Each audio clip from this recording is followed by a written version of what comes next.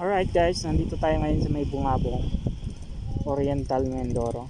Ito yung ilog, napakalaki ng ilog. Ang ganda ng ilog dito. May mga cottage doon. So, ang daming naliligo. You know, zoom in natin ha. Ang daming naliligo guys.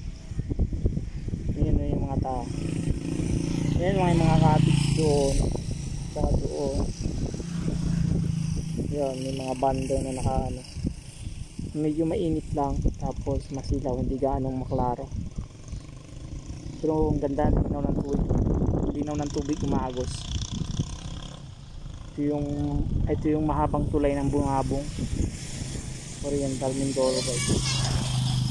Ang haba niya no, hanggang doon, tapos hanggang doon sa dulo. Yan,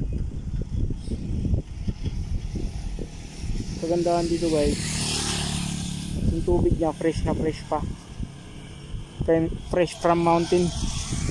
So nanggaling pa sa kabundukan yung tubig. Nakakatakot na siguro dito pag bumaha ito. Sa laki ng ilog na to, may possible na magmula doon hanggang doon sa kabilang gilid lalamunin ng tubig na napakalakas. Pero ngayon dahil dumaan sa tag-init, yung tubig na tama lang, tapos malinaw, yung napakalinaw ng tubig umaagos.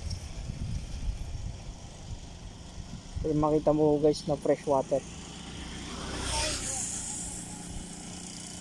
Alright guys, papunta tayo ngayon ng papunta tayo ng San Jose. So mga 3 hours pa yung biyahe natin mula dito sa Bungabong. So let's go.